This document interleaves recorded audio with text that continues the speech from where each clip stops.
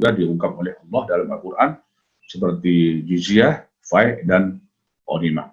Tapi karena kita membahas wakaf, maka saya fokus hanya kepada wakaf saja. Nah, ini menunjukkan bahwa ternyata banyak sumber-sumber pendanaan di dalam Islam yang bersifat sosial yang bisa dikembangkan oleh lembaga-lembaga filantropi Islam. Karena dalam gerakan ekonomi syariah ini kita kan bagi kepada 3. Yang pertama adalah sektor real, ya, pertambangan, pertanian, industri. Kemudian yang kedua adalah sektor keuangan, perbankan syariah, asuransi syariah, pasar modal syariah, dan lain-lain. Kemudian yang ketiga adalah sektor sosial. Nah, inilah sektor sosial yang juga dananya sangat potensial.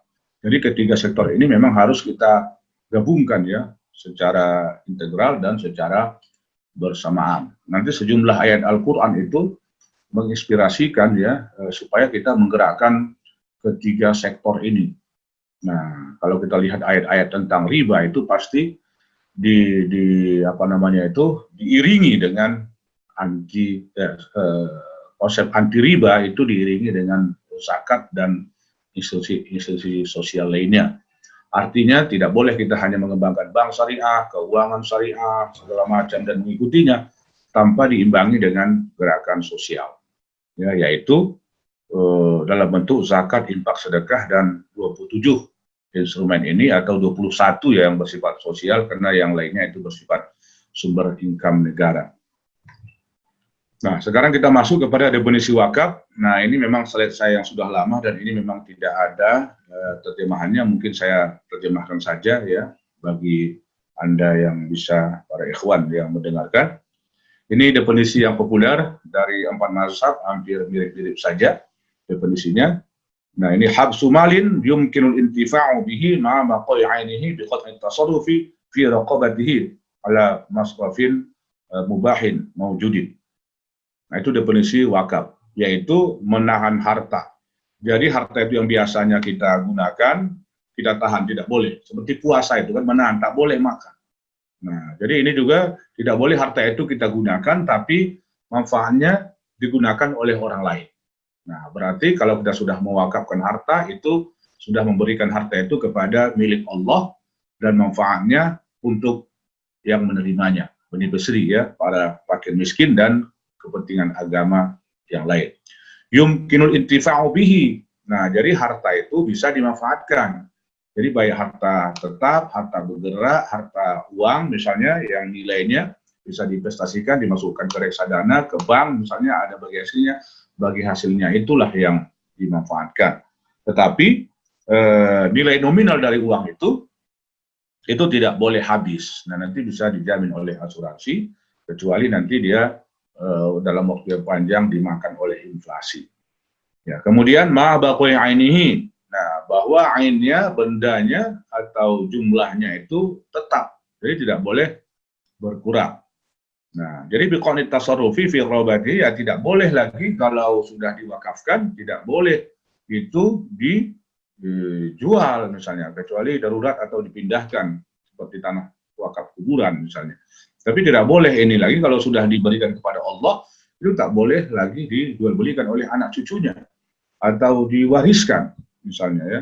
Nah, wala yusasu wala yurahabu, dihibahkan karena dia sudah kita berikan kepada milik Allah ya. Nah, ala masrafin mubahin, kepada transaksi yang boleh, misalnya hibah ya, dijual, disewakan, itu tidak boleh ya.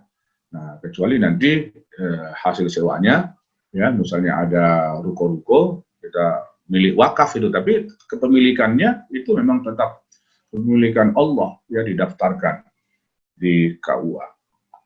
Nah, ini tadi sudah saya jelaskan ya, sedekah jariah seorang, pengertian wakaf ini yang saya rumuskan sendiri. Sedekah jariah seorang dengan menahan uangnya, modalnya dari penggunaan untuk dirinya. Jadi dia tidak mendapatkan, tidak menerima bagi hasil dari uang yang dia depositokan atau dari dana yang dia investasikan di pasar modal atau di reksadana, atau dari barang yang dia miliki, dengan cara menginfakkan manfaatnya di jalan Allah. Nah, sedangkan benda yang diwakafkan bersifat tetap, ya, tidak habis. Nah, kalau habis dengan cepat itu bukan masuk kepada wilayah wakaf. Karena ada rumusannya, ma'a baqoi aini, di mana ainnya itu, bendanya itu bersifat tetap. Nah, harta yang diwakafkan diperuntukkan sebagai harta Allah, bukan lagi miliknya. Kecuali nanti dalam mazhab Maliki bisa dibatasi waktunya 3 tahun. Ya, misalkan perkebunan kurma ini atau perkebunan sawit ini, saya wakafkan hasilnya selama 3 tahun untuk beasiswa orang yang tidak mampu di Undip. Nah, misalnya. Nah, seperti itu. Nah, jadi selama 3 tahun, nah, jadi kalau dia misalnya diwakafkan 100 hektar, itu alhamdulillah insya Allah biasanya dapat 100 juta. Kalau 100 hektar, tapi kalau dia 1.000.000 hektar, nah itu kalikan saja, itu sudah 1 triliun. Nah, jadi ini potensi wakaf ini sebenarnya besar. Bayangkan bagaimana di Turki, di Tunisia, di Iran, di Mesir, di mana-mana. Itu ada yang 70% hasil pertanian di situ, itu wakaf semuanya.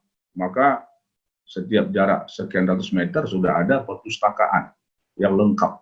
Ya, kenapa? Karena bisa digerakkan dari dana wakaf. Jadi salah satu kunci utama keberhasilan wakaf ini adalah kesadaran orang kepada akhirat. Ya, zuhud terhadap harta sehingga dia mampu mewakafkan apa yang dia cintai. Makanya semua kita ini tidak bisa mencapai kebaikan yang bagus, ya. Kebaikan tidak bisa kecuali kita mampu menginfakkan harta yang kita cintai. Lan tanalul birra hatta tunfiqu mimma tuhibbun wa ma tunfiqu min syai'in fa innallaha bihi alim. Jadi ayat ini turun dia terkait dengan persoalan wakaf itu. Kamu selama-lamanya tidak mungkin mencapai kebaikan itu albir, ya, atau takwa, tidak akan mencapai takwa kita.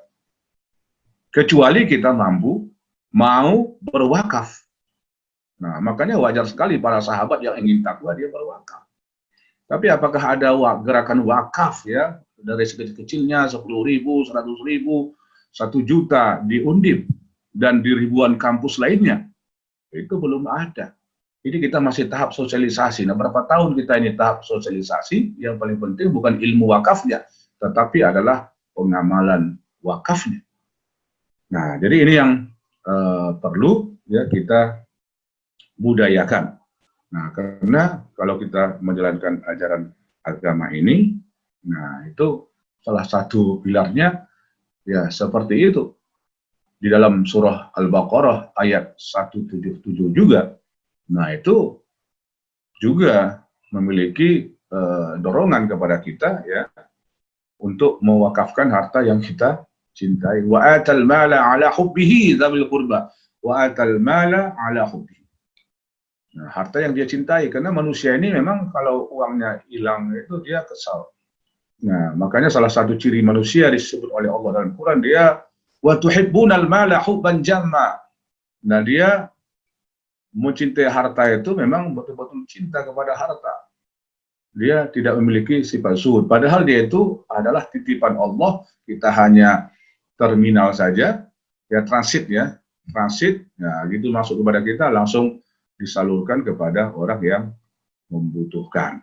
Nah, jadi ini luar biasa, ya, kalau Undip dan lain-lain juga ada yang menggerakkan persoalan wakaf. Tapi yang penting adalah bagaimana di setiap khutbah Jumat, di setiap masjid ada ustadz-ustadz yang terlatih dalam masalah wakaf ini dan mendakwahkan tentang wakaf. Dan itu juga belum tentu berhasil, ya, kecuali dia nanti berhasil menyadarkan para orang-orang aghnia untuk berwakaf. Nah, jadi kita bisa membuat gerakan beasiswa kepada 1 juta orang tak mampu yang berkualitas, misalnya. Nah, itu sebenarnya kalau gerakan wakaf ini jalan, nah, bayangkan tadi kalau 1 juta hektar saja. Jadi ada 1 orang pengusaha dan banyak pengusaha sawitnya itu di Sumatera, Kalimantan 1 juta hektar. Kalau 1 juta hektar itu 1 triliun. Nah, 1 triliun itu jauh lebih banyak, itu sudah dari LPDP. Ya, LPDP Kementerian Keuangan. Nah, 1 orang pengusaha, bayangkan kalau ada 20 orang pengusaha, memang dahsyat ini, ya. Wakaf ini gerakan dahsyat ini nanti kalau bisa digerakkan dan menyadarkan. Nah, makanya di sini agak beda ini, ya, sajian-sajian saya nanti ini mengetengahkan bagaimana data-data gerakan wakaf pertanian saja di apa namanya itu dalam sejarah Islam ya di abad-abad pertengahan. Nah, dasar hukum wakaf ini, wahai orang yang beriman, nafkahkanlah jalan Allah sebagian dari yang baik-baik dari hasil usahamu. Jadi ini juga dijadikan ulama sebagai wakaf. Nah, kalau bunyi ayatnya ini, ya ayyuhalladzina amanu anfiqu min thayyibati ma kasabtum wa mimma akhrajna lakum minal ardh. Nah, wahai orang yang beriman, infakkanlah. Infak ini termasuk tentunya adalah wakaf. Maka sabtum dari seluruh hasil usaha dan segala macam yang tumbuh dari bumi yang kamu miliki dalam bentuk pertanian apa saja, baik cengkeh ataupun pala ataupun ya segala macam pertanian, ya bisa sawit misalnya, kayu, sengon, jati segala macam ini bisa diwakafkan. Nah, surah Ali Imran ayat 92 sudah saya bacakan tadi, ya tidak saya bacakan lagi. Nah, ini juga masalul ladzina yunfiquna amwalahum fi sabilillah kamathali habatin ambatat sab'a sanabil fi kulli sumbulatin mi'atu habbah wallahu yudha'ifu liman yasha' wallahu wasi'un alim. Nah, ini balasan kepada orang-orang yang mau berwakaf tadi. Jadi kalau dia berwakaf misalnya 1 juta rupiah itu dikalikan kepada 700 kali minimal ya, minimal itu. Wallahu yudha'ifu liman yasha' itu yang 700 itu minimal. Itu akan dilipat gandakan lagi bagi orang yang dikehendaki oleh Allah. Jadi 1 juta menjadi hampir 1 miliar nanti nilainya, ya 700 juta. Nah ini juga Al-Baqarah 254 yang sering kita jadikan ya sebagai dalil untuk berinfak dan berwakaf. Nah dari hadis ini ya saya kira ini sangat populer ya diriwayatkan oleh jamaah sahabat, yang mana hadis itu menyebutkan bahwa Umar bin Khattab ya pernah mendapatkan sebidang tanah di Khaybar, kemudian dia bertanya kepada Rasul, ya Rasul, saya mendapat sebidang tanah di Khaybar, suatu harta yang belum pernah ku dapat sama sekali, yang lebih baik bagiku selain itu. Jadi dia bagus banget gitu ya, produksi dan produktivitas dari lahan itu. Apa yang hendak engkau perintahkan kepada aku? Nah, kemudian Nabi menjawab, jika engkau mau, ya tahanlah asalnya dan sedekahkan hasilnya. Inilah definisi daripada wakaf itu. Jadi tahanlah asalnya, ya ihbas aslaha wa thabbil syamarataha. Artinya perkebunan itu ditahan, ya tidak boleh dijual, maksudnya tak boleh dihibahkan, tak boleh ditransaksikan. Tadi begitu ya definisi daripada wakaf. Nah, jadi ditahan, kemudian hasilnya Anda sedekahkanlah kepada fakir miskin. Ya, habasta aslaha wasabbil samarotaha. Ya. Nah, kemudian engkau tahan asalnya.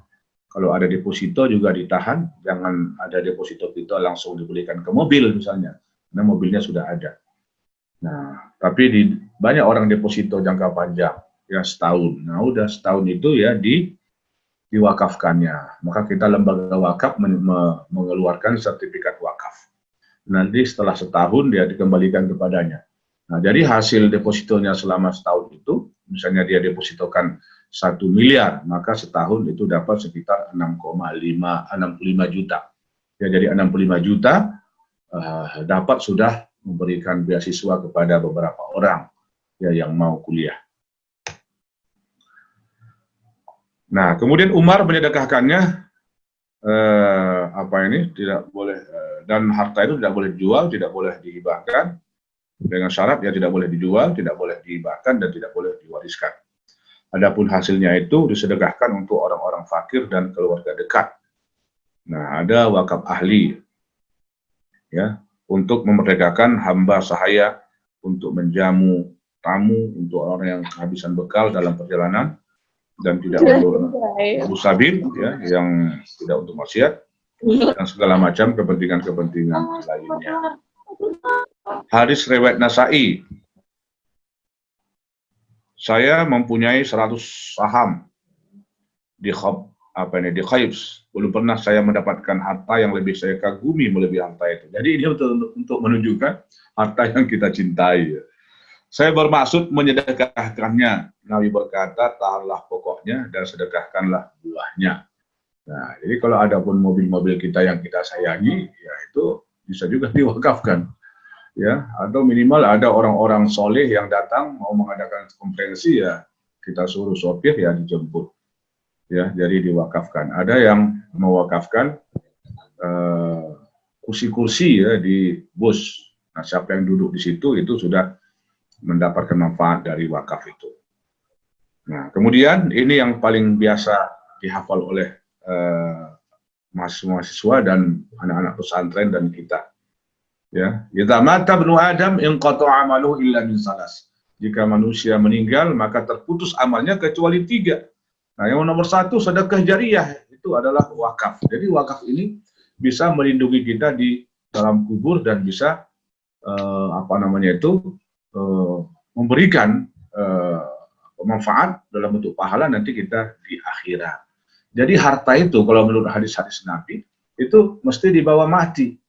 Ya, kalau dulu orang mengatakan harta kan tidak dibawa mati, tapi di masa-masa kebangkitan Islam ya ini harta dibawa mati, karena harta itu memang harus disedekahkan kepada orang-orang yang tidak mampu. Kemudian kalau itu sudah selesai ya membangun peradaban Islam, membangun televisi syariah yang hebat dari televisi manapun yang mendunia misalnya, sehingga bisa menyebarkan kebaikan dan menyebarkan dakwah, membangun perguruan tinggi, membangun perpustakaan di seluruh kota-kota supaya orang mau membaca dan memberi hadiah kepada orang-orang yang jago dan bagus menulis buku dan berprestasi misalnya.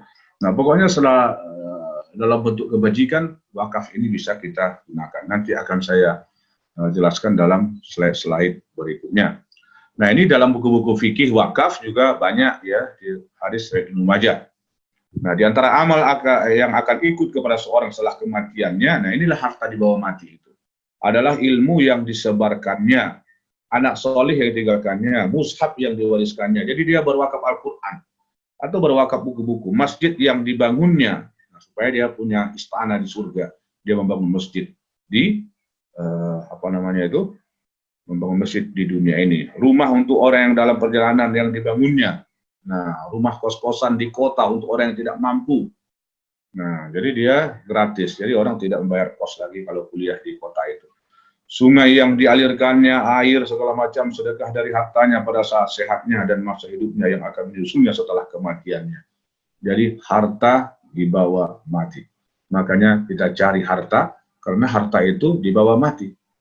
Nah, asalkan kita sedekahkan, kita infakkan ya untuk kebangunan peradaban Islam dan untuk menandingi gerakan-gerakan orang yang menjadikan uang sebagai alat pemurtadan.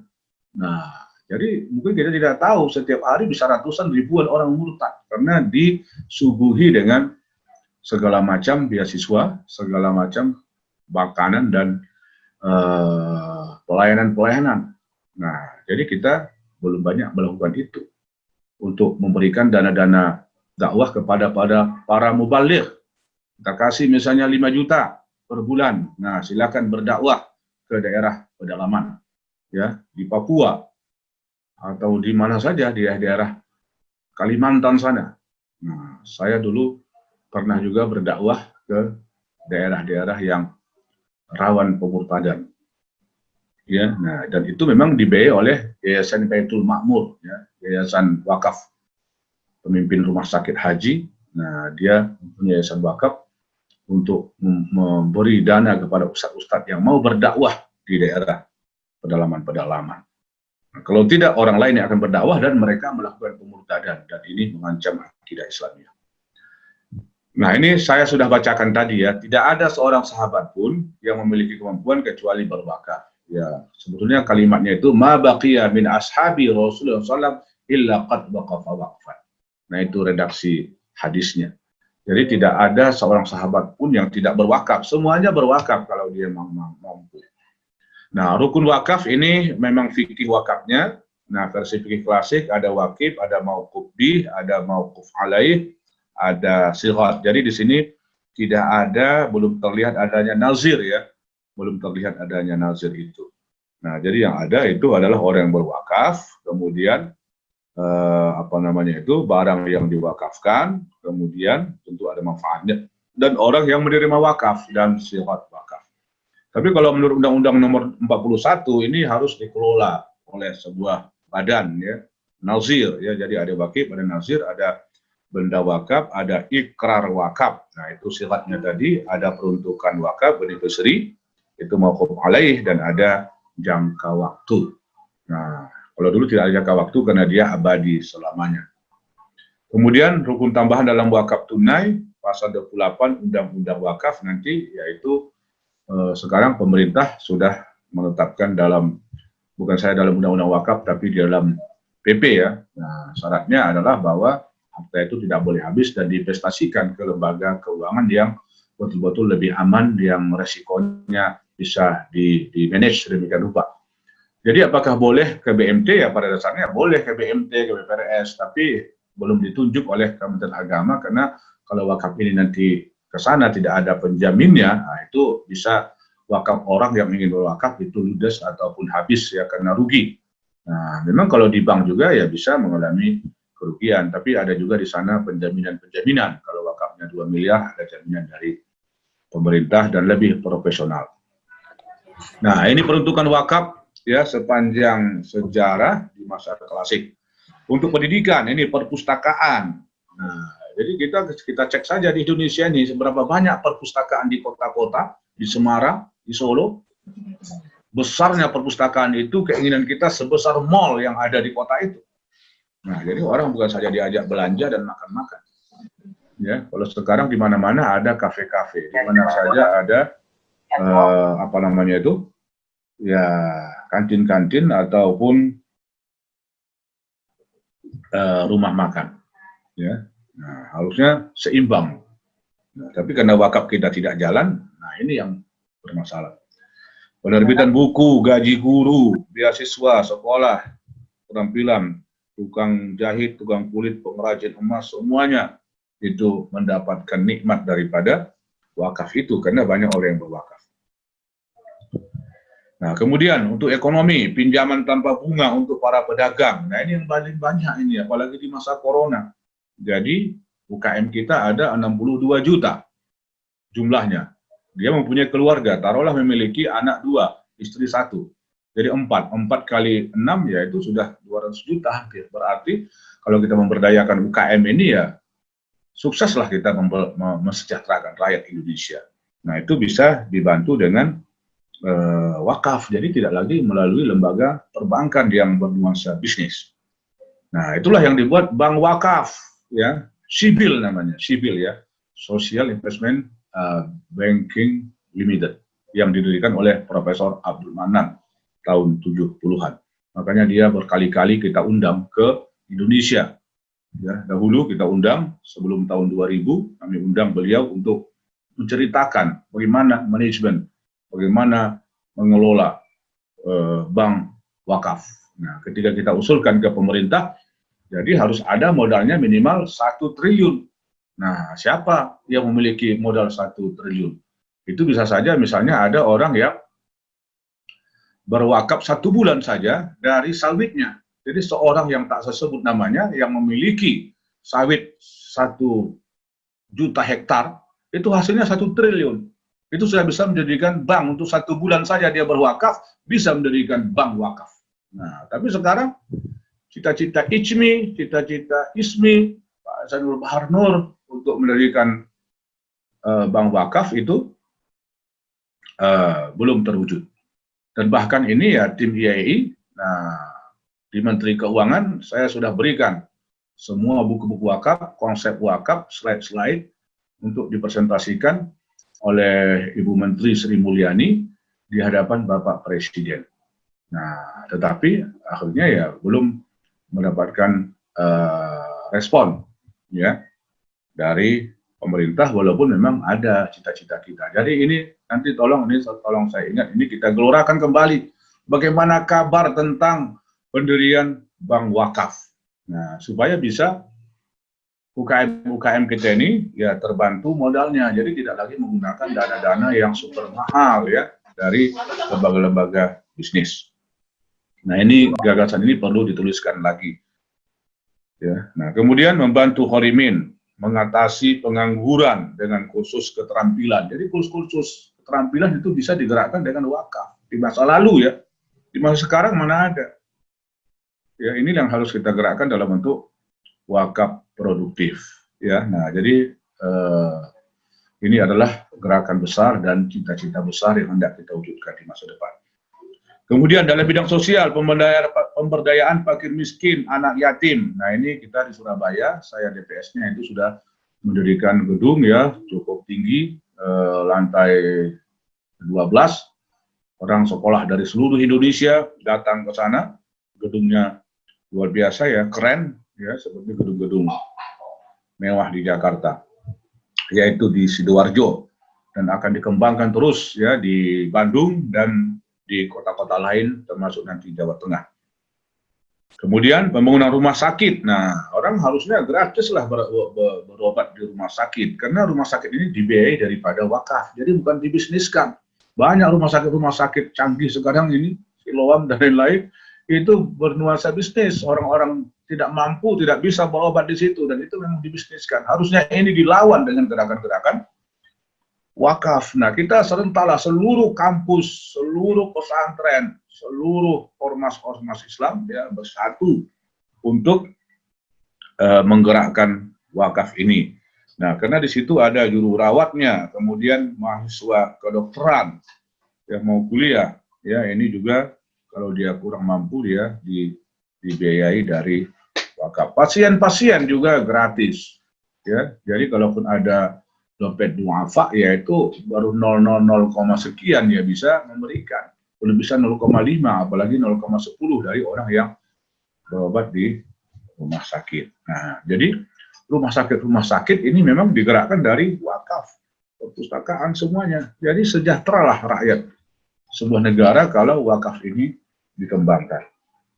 Dari sisi keagamaan, memakmurkan masjid, honor imam dan khatib, guru mengajar Al-Quran, para mubaligh. Ya, jadi para mubaligh itu digerakkan dari wakaf, bukan dari amplop. Ya, kemudian pengembangan tasawuf, membantu para haji. Ya. Jadi orang haji pun bisa dibiayai dari wakaf.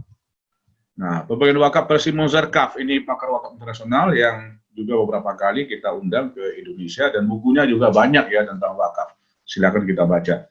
Saya sudah sumbangkan juga buku ini kepada di Kementerian Keuangan ya, supaya memahami wakaf dan menjadikan proyek pemerintah. Wakaf keagamaan untuk pembangunan masjid dan pemakmurannya seperti Masjid Quba dahulu dan masjid yang lainnya itu sudah tidak asing lagi bagi kita ya. Kemudian wakaf filantropik, ya, layanan kesehatan, pendidikan, layanan umum. Wakaf keluarga biasanya lebih ditujukan sebagai jaminan untuk kelangsungan hidup dan kesejahteraan keturunannya. Karena kalau tak diwakafkan, itu harta itu yang diwariskan itu dijual mereka. Si A menjual, si B menjual, ya dipoya-poyakan. Nah, jadi ada wakaf ahli, ya, atau wakaf zuri. Nah, kemudian rumah sakit anak Sisi di Istanbul, rumah sakit Ahmad bin Tolun, rumah sakit Abu Zaid bin Ustad, rumah sakit Spanyol, dan lain. Banyak sekali ya rumah sakit hebat dibiayai dari wakaf. Nah, di mana? Di Indonesia ini, atau di Jakarta, di Semarang, di Bandung, ada rumah sakit yang didirikan dengan wakaf. Berarti kita ini masih jauh daripada budaya wakaf yang perlu kita introspeksi diri dan kita gerakkan secara bersama-sama. Nah, karena hebatnya wakaf ini sampai penjajah Belanda takut dengan dana wakaf ini, karena dana wakaf ini dahsyat sekali. Ya, nah bahkan negara Mesir yang APBN-nya terhutang itu disubsidi daripada wakaf ini. Dan wakaf ini kalau digerakkan untuk membiayai para pasukan militer Islam, nah ini bisa membahayakan para kolonial. Nah, maka ini jadi bukan zakat yang mereka takuti, wakaflah yang mereka khawatirkan mengancam kolonialisme mereka.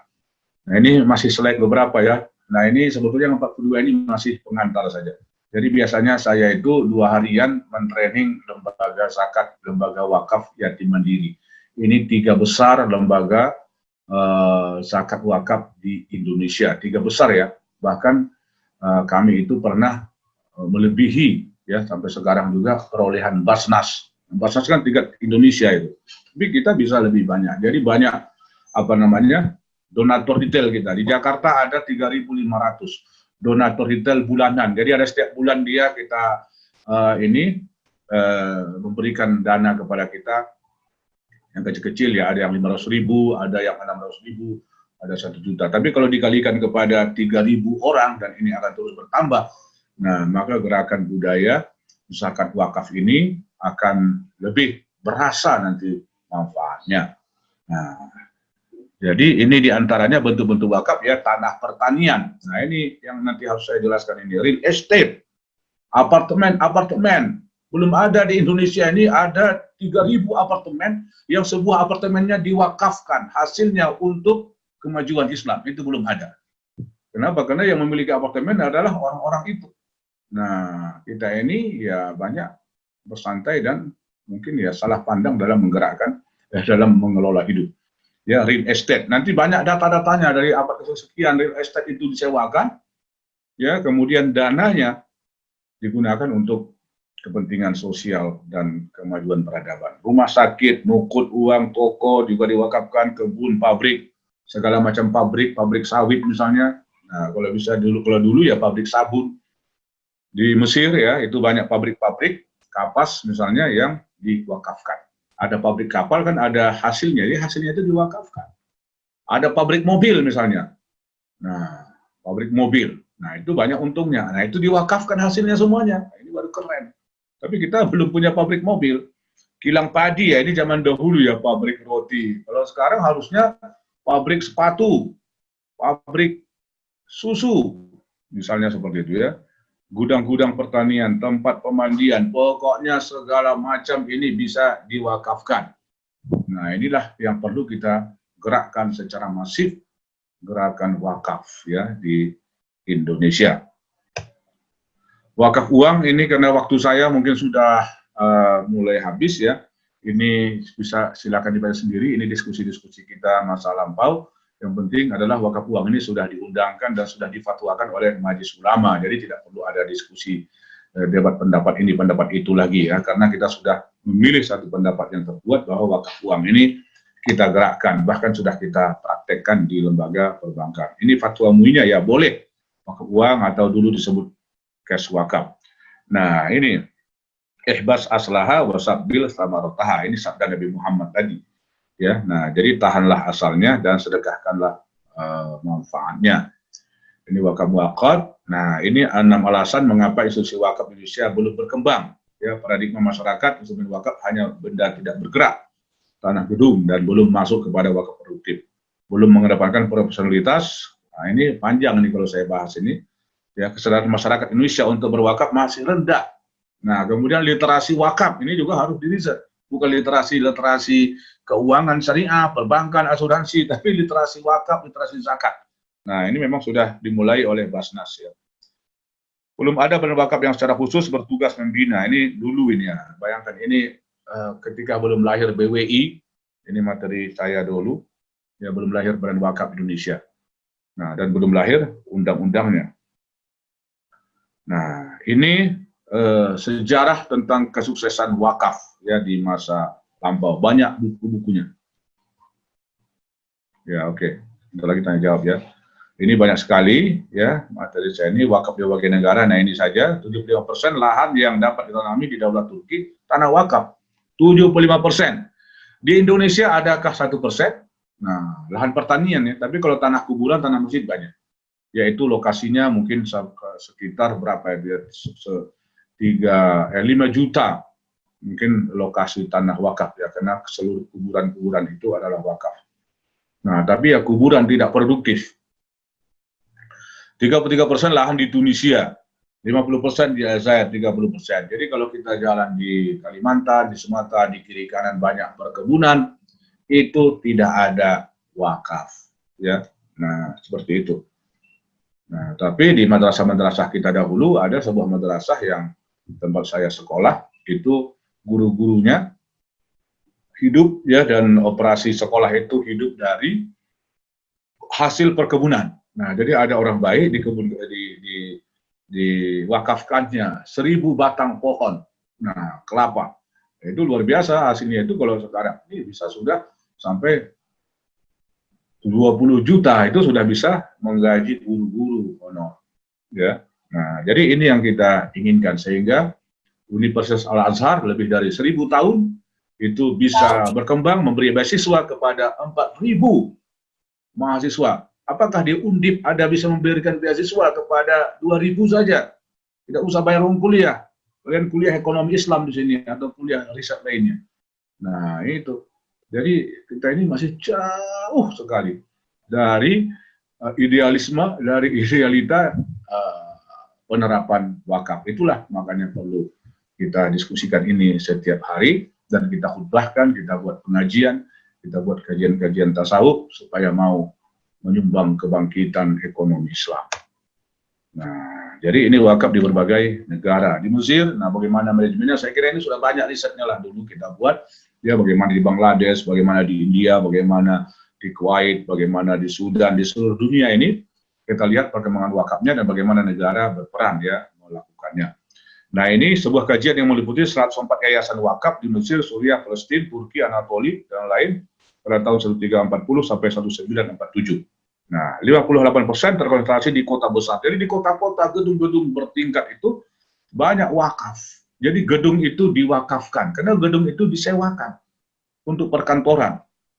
Nah, jadi bukan hanya seperti yang ada di Kuningan itu, jadi tanah wakaf itu hanya untuk parkir. Ya, parkir ya, berapalah dapat parkir ya sebulan. Nah, tapi bagaimana kalau dibangun gedung dan sekarang memang sudah dimulai, kemudian itu disewakan, nah ini baru keren. Ya, jadi 50%, 58%. Kalau sekarang, ya tidak ditemukan. Memang di Singapura ada, tapi itu kecil. 35% terkonsentrasi di desa kecil berupa tanah pertanian. Nah, kalau desa-desa itu penuh wakaf. Tapi kalau kita lihat di Jawa Tengah, Jawa Timur, ada nggak kira-kira di situ banyak tanah wakaf ya yang luas-luas. Nah, ini yang perlu didakwahkan kepada para ahliya. 77% dalam berbagai bentuk didominasi oleh wakaf uang. Ini dulu ya, tapi kalau sekarang sejak wakaf ini mulai bangkit, ini sudah 20% lebih ya dari seluruh perolehan wakaf dunia itu dalam bentuk wakaf uang. Oke ya, saya kira demikian saja ini pengelolaan wakaf dan bagaimana penggajiannya di berbagai negara, di Bangladesh dan segala macam, nilai ekonomi strategis wakaf uang. Nah, saya kira demikian saja, kita lebih banyak nanti mungkin berdiskusi ya seputar pengembangan wakaf dan hukum-hukum wakaf di Indonesia. Terima kasih. Assalamualaikum warahmatullahi wabarakatuh.